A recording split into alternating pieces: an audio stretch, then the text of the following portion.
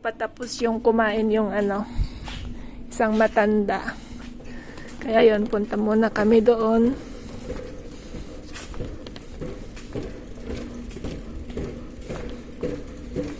Tingnan namin yung isa doon na kliyente.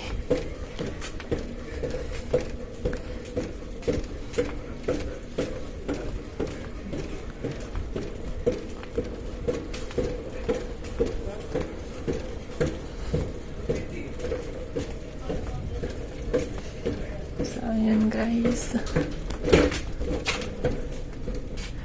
Ayan. Tere Boris. Yeah.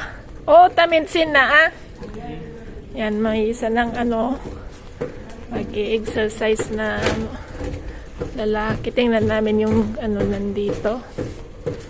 Kung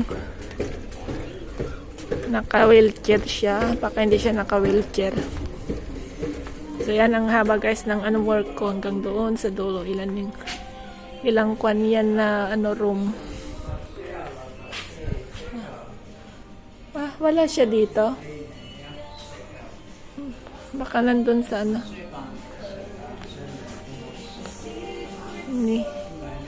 Dami. Wala doon, meme. Wala siya doon. Baka nandun na sa baka nandito siya. Ay, nandito siya. Naglalaro. Ulit bal, miss you pa. Nulit mila tulis portisali, ya. Yan, tapos na siya.